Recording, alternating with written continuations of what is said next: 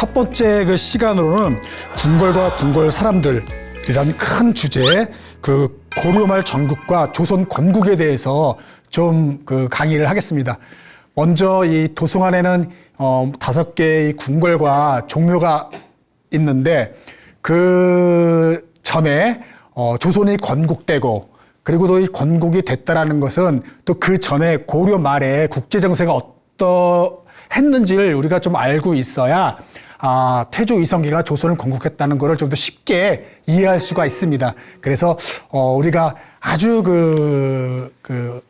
젊었을 때 학생 때 역사책에서 배웠던 고려 말 때 국지상들을 다시 한번 상기시키는 의미에서 간단하게 요점 정리를 좀 해보도록 하겠습니다.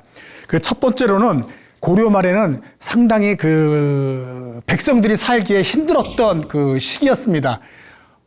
무신 정권이 한 100년 정도 있었죠. 그리고 또 몽골의 그 항쟁을 28년간 정도 했습니다. 그러니 백성들은 살기가 아주 척박했던 그런 그 시기였습니다. 거의 굶어서 죽는 사람들이 거의 태반이었다고 합니다.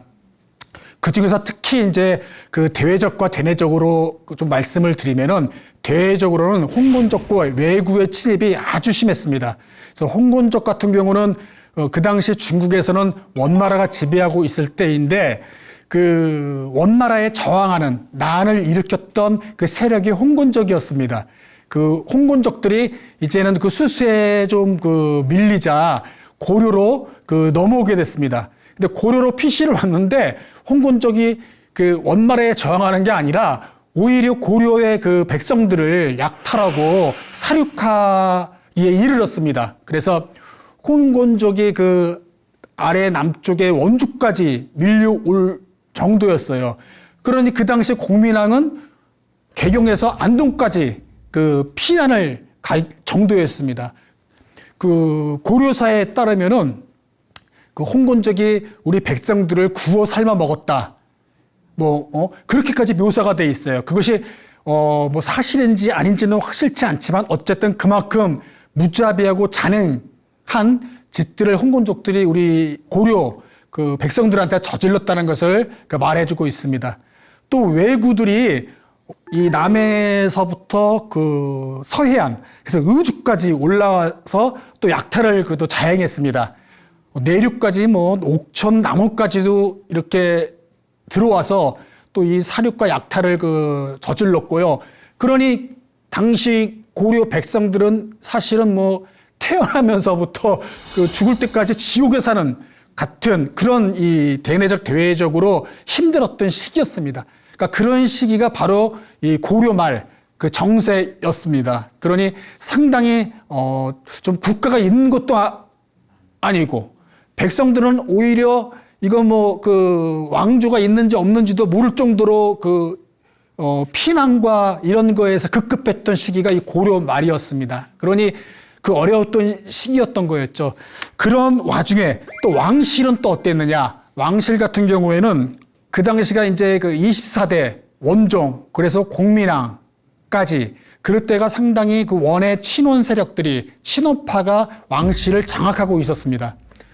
그러니까 24대 원종서부터 좀 친원 정책들이 이제 생기게 되는데요.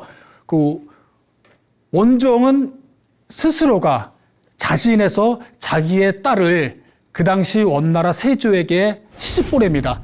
그것도 자기가 이제 간청을 하는 거죠.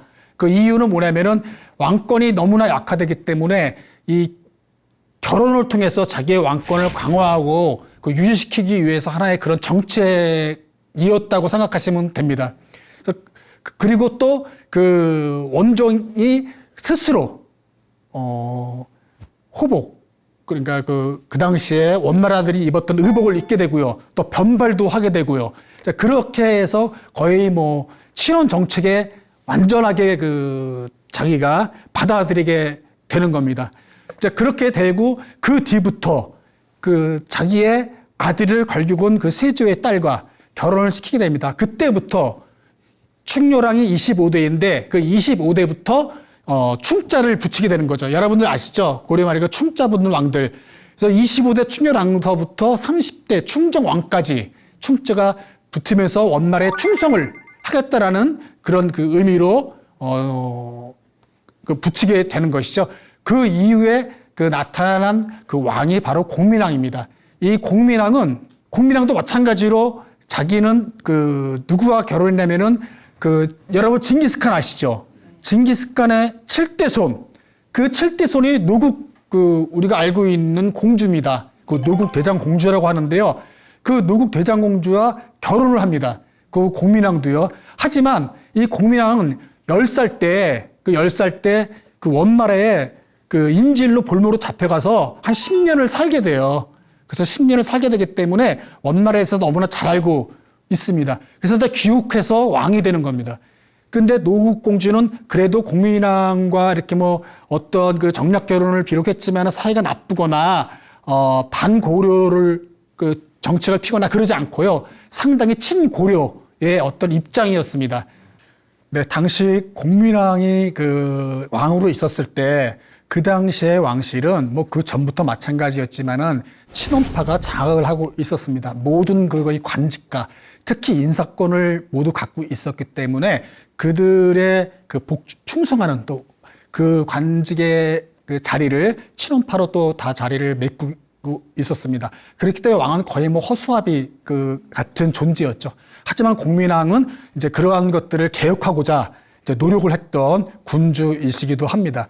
그 친오파의 거두였던 기철이라는 그 사람이 있었는데 그 사람이 아주 막강한 그 인사권과 군사력과 어떤 그 힘을 그 권세를 쥐고 있었어요.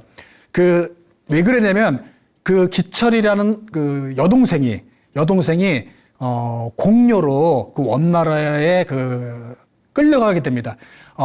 공민왕 이전에 또 원종 전부터 계속해서 우리는 원나라한테 공료, 뭐 곡물 그리고 환관들을 보내야 했었습니다. 그 많은 재물들도 보냈고 또 공료들은 노예나 또는 그 궁녀로서 끌려가게 되고요.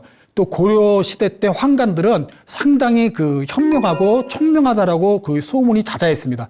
그러니까 조선 시대의 내시라고 생각하시면 안 돼요. 고려 환관들은 상당히 엘리트들이었거든요. 그래서 그 환관들을 많이 요구를 했기 때문에 이 원나라로 많이들 갔었습니다. 그렇게 해서 기철이라는 여동생이 양반집이 아니었는데 이제 원나라로 가게 돼서 거기서 이제 궁녀로 일을 하게 되는 거죠. 그런데 고려의 황관이 고려에서 글로 갔던 황관이 황실에서 이제 일을 하게 됐었는데 또 고려의 황관도 자기들의 또 어떤 힘, 막강과 그런 세력들을 구축하기 위해서 또 이 황제에게 잘 보여야 되겠죠. 그래서 그때 끌려갔던 공녀 중에서 뭐 미모도 뛰어나고 뭐 교양도 있고 했던 기철의 동생이 눈에 띄었나 봅니다. 그래서 그를 발탁을 해서 황제, 그 당시 순제의 다과를 맡게 하는 거죠. 그래서 시중을 들다가 황제가 궁녀가 마음에 들어서 후궁으로 삼게 되는 거예요. 그리고 나서 결국은 황후까지, 조선으로 말하면 왕비가 되는 거죠. 황후까지 자리에 올라가게 됩니다. 그러니 얼마나 거의 뭐 원나라의 두 번째 어떤 서열에 있게 되는 거죠. 그러니 고려에 있었던 기황후는 자기의 동생이 그 위치에 가게 됐으니 이 고려에서 얼마나 많은 파워를 가지고 있었겠습니까? 그런데 공민왕이 과감하게 기철을 처형시킵니다. 왜냐하면 그가 없어야 그 다음 이 친오파들을 제거하게 되기 때문에, 그리고 많은 친오파들을 이제 유배시키고 제거하게 되는 거죠. 그 정도로 아주 결단력 있는 왕이기도 했어요. 그래야지만이 이 고려 말에 어떤 자기들의 왕실 그리고 고려를 개혁시킬 수 있겠다고 생각을 했던 거겠죠.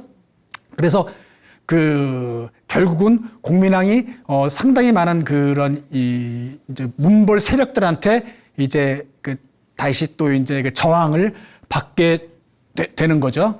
그래서 공민왕은 또 상성 총관부도 탈환하고요. 천령 이북쪽의 고려 영토도 회복시키고는 아주 그러한 공민 왕이었습니다. 그러니 그때 당시 원나라에 있었던 그 황후, 이제 기황후라고 합니다. 성의 기실에서 그 기황후가 가만히 있지 않겠죠. 자기 오빠를 고려에서 처형을 했는데 그 당시 제후국이라고 고려를 보고 있는데, 그래서 이 기황후는 약 8년 뒤에 이 원 군대를 이 고려에 보내서 그 공민왕을 그 격파시키려고 이제 그 군사를 보내는 거죠. 그런데 그때 또 다시 또 그 군대를 그 막아냈던 사람이 우리가 너무나 잘 알고 있는 이성계와 최영 장군이었습니다. 그러니까 그때 당시 어떤 뭐 그 왜구나 홍곤족 그런 이 원나라의 군대 이렇게 막 그 동서남북에서 그 외국 군인들을 격파시켰던 것으로서 유명했던 장군이기도 합니다. 그래서 백성들한테는 이 두 장군이 어떤 무적의 그 장군으로서 이렇게 알려져 있고 그 추앙받고 있는 것입니다.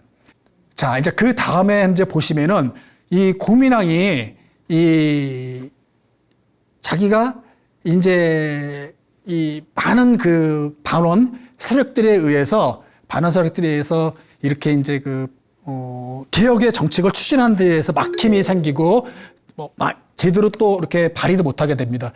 가장 이렇게 인간적으로 좀 어떤 그렇게 그 추진을 제대로 하지 못했던 또 원인은 그렇게 사랑했던 노국 그 공주가 이제 죽게 됩니다. 그 뒤로는 자기가 앞에 전면부로 나서지 않고 이 신돈이라는, 우리가 너무나 잘 알고 있죠. 그 신돈이라는 승려를 통해서 개혁을 추진하게 됩니다.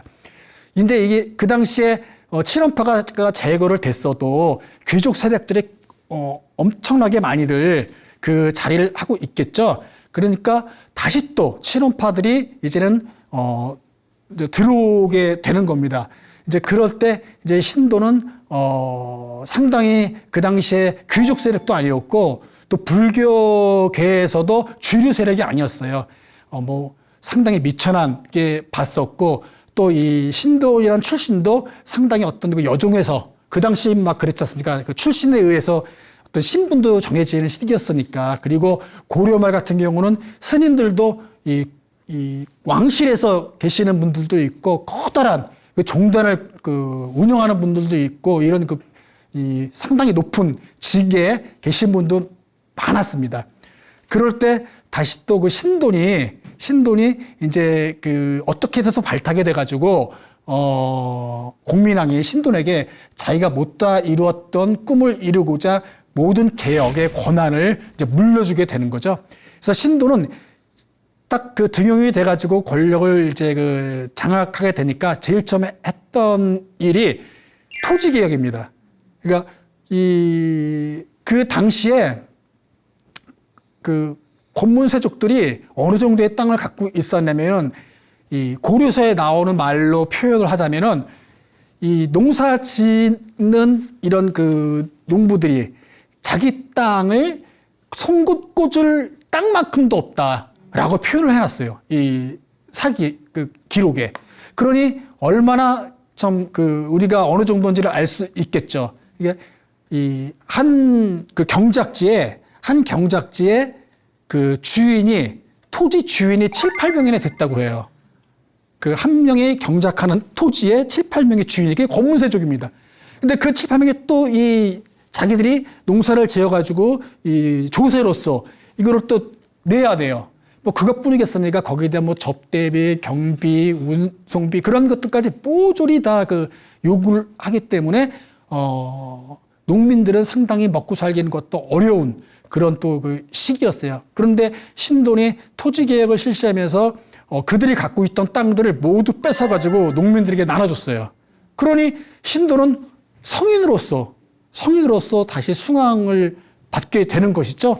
그러니 권문세족과 그런 친원파에 남아있던 세력들이 얼마나 눈에 가시였겠습니까? 그래서 신돈을 어떻게 하든지 그들을 내쫓고 처형시키려고 혈안이 돼 있었겠죠. 그렇게 신도는 상당히 백성들로부터 상당히 왕보다도 더 인정받는 어떤 그러한 자리까지 올랐습니다.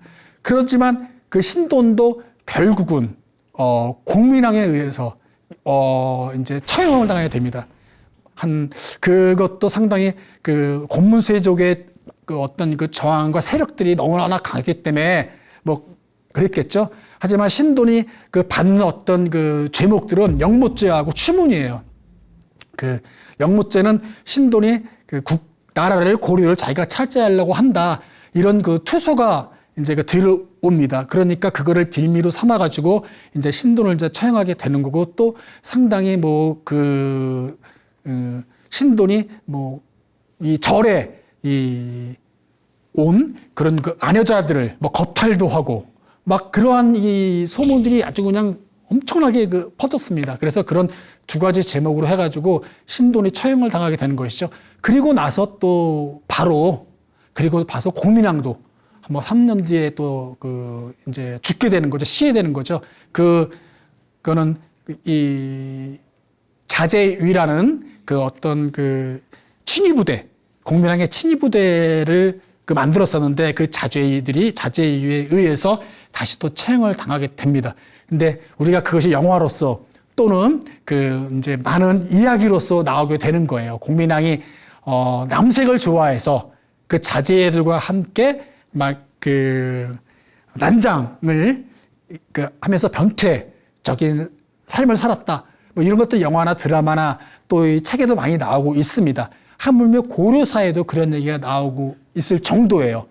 근데 우리가 고려사라는 거를 조금 여러분이 알고 있어야 될 거는 조선이 지어지고 나서 만들어진 책이에요. 그러니 조선이 입장에서는 고려 말이 얼마나 풍기문란하고 또 고려 말이 얼마나 국제적으로도 또 어려웠던 것을 강조하려는 게 좀 있었지 않겠습니까? 그렇기 때문에 나온 책임이지요. 그런데 자제는 어쨌든 양반의 자제들로 만들어가지고 그 당시에 그 친위대로 만들었고, 그 일부 역사학자들은 지금 어떻게 얘기하냐면요, 그 자제들은 신돈이 이루지 못한, 신돈에게 어쩔 수 없이 신돈을 처형시킬 수 없었지만 다시 한번 고려를 개혁시키려고 했던 그런 어떤 인사들로 꾸린 게 아니냐라고도 이야기를 하고 있습니다. 그래서 어쨌든 공민왕마저도 그렇게 불행하게 고려 마지막에 개혁을 위해서 고려를 다시 한번 안건 강화를 통해서 회복을 시키려고 했지만 그렇게 실패를 하면서 고려가 이렇게 무너지는, 몰락하는 그런 분위기였습니다. 그래서 여러분들이 맨 처음에 제가 이야기했듯이 조선이 건국하는 것들이 태조 이성계가 갑자기 어느 날 군사력이 강해져가지고 그냥 무슨 어떤 천지신명을 받아서 조선을 건국해야 되겠다, 그래서 갑자기 훅 나타나서 된 것이 아니라 이런 환경, 상황이 백성들로부터 고려 왕조가 등져지고 또 홍건적이나 왜구들이 그렇게 완전히 도륙을 해가지고 백성들이 살 수가 없고, 그런 와중에 그 당시 친원 세력이 아니었던 좀 올바른게 국가를 운영하고 새로운 개혁을 원했던 신하들, 무신들이 이성계와 결합이 돼서 이제 조선을 라는 나라를 만들게 되는 것이지, 어떤 계기가 있어가지고 갑자기 결단은 했지만 그런 분위기가 아주 팽배했다라고 여러분들께서 이해를 생각하시면 되겠습니다. 이제 문벌 귀족의 처형, 그리고 이성계, 이런 두 전쟁 영웅이 이제 등장하게 되는 겁니다. 그 당시 최영은 고려 최고 관직인 문화시중 이런 직책을 갖고 있었고요. 또 이성계는 이 변방에 다니면서 상당히 무적 백전백승의 그런 장군으로 또 백성들로부터 존경을 받는 그런 군인이었어요. 그래서 우리 또 이 드라마나 사극 보면은 활을도 잘 쏘고 하여튼 상당한 출중한 외모를 가졌고 이렇게 많이 또 있습니다. 근데 어쨌든 정말로 상당히 이성계는 백성들로부터 존경받고 선두에 서서 선두에 서서 전쟁, 최용 장군도 마찬가지고요. 그렇기 때문에 두 장군이 있었던 것이죠. 그래서 이 왜구나 홍군 쪽도 물리치고 원나라에서 보낸 그 군대들도 물리치는 그런 그 군인이었죠. 또 이성계도 마찬가지였고요. 근데 그랬던 두 장군이었는데, 둘 사이가 갈라지는, 틀어지는 그런 그 사건이 있었어요. 그게 이제 여러분이 너무나 잘 알고 있는 위화도 해군이었죠. 그때 최영 장군이, 이제 그 당시에 원나라가 세력이 약화되고 명나라가 다시 세워지고 그들의 힘이 점점 좀 강해지고 있었을 때였어요. 그러니까 원나라는 북원이라는 나라로 조그맣게 북쪽으로 이제 올라가게 되고 명나라가 이제 세워지게 되는 겁니다. 북경에서. 이제 그런 와중에 이제 이 최영 장군이 이 요동, 그러니까 고구려의 영토인 요동을 우리가 이제 다시 이제 정벌해서 차지하자라고 최영 장군은 판단한 거예요. 그렇기 때문에 최영 장군이 거기를 고구려 땅 영토를 이 기회에 차지하면 우리 고려 땅이 더 커지니까 그렇게 내다봤고, 이성계는 이 명나라가 이제 세력이 이제 또 커지고 그런 거 하기 때문에 부정적으로 판단을 짓고 아니다. 고려 땅만 계속 지키고 있으면지 거기는 너무 가서는 안 된다라고 반대 입장이었어요. 하지만 최영 장군이 더 관직이 높았기 때문에 최영 장군이 이성계에게 이제 명령을 내리게 되는 거죠. 명을 내리게 됩니다. 그래서 우군 도통수, 작은 도통수 이렇게 막 또 많은 군대를 편성을 해가지고 이제 명령이 떨어졌습니다. 그래서 이성계가 이제 북쪽으로 올라가면서 압록공 하류의 작은 섬인 위화도에서 이제 멈추게 되는 거죠. 근데 사실 또 환경도 안 좋았어요. 여름철이기 때문에 장마였고, 그래서 막 땅에 전진하는데도 힘들었고, 또 식량 보급도 제대로 안 돼서 굶어 죽기도 하고, 막 그래서 사대 불가로운 그런 명분으로 인해 가지고 전진하지 않고 거기서 멈춰지게 되는 겁니다. 그리고 조종에, 개경에 이제 회신을, 이제 서신을 보내가지고, 이제 진격을 멈추고 회군하게 해달라. 도저히 지금은 우리가 이 명나라와 싸움을 하기에는 불가하다.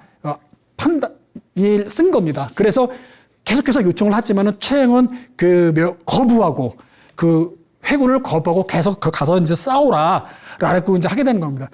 그래서 이성계가 이제 부하들을 모아서 이렇게 하니까 어땠으면 좋겠느냐 해서 어떤 이제 결정을 하게 되는 거죠. 이 조종이 권무세조교에 휩싸여 있어가지고 제대로 어떤 판단하지 못하고 있기 때문에 왕조를 다시 구하고 신하들을 옆에 있는 간신들을 다시 척결하게 해서 우리는 회군을 결정한다 하면서 이제 개경으로 이제 내려오게 되는 것이죠. 그래서 최영 장군과 이성계 장군이 거기서 싸움이 벌어지는 겁니다. 개경을 지키고자 하는 최영 장군과 그리고 다시 회군에서 들어온 엄청난 부대와 결국은 당연히 이성계가 이제 이기게 되는 거죠. 그래서 이성계가 이기고 최영 장군도 곧 이제 처형을 당하게 되는 거죠. 그렇게 같이 홍콩군 쪽과 외국과 이렇게 원나라와 이렇게 같이 싸웠던 그 두 장군이 이제 다시 이제 만날 수 없는 사이가 되는 겁니다. 그래서 야사에 의하면 이성계 장군이 최영 장군을 이제 처형시킬 때 울면서 잘 가시라 하면서 보냈다고 하는 이야기가 아직까지도 지금 남아 있는 겁니다.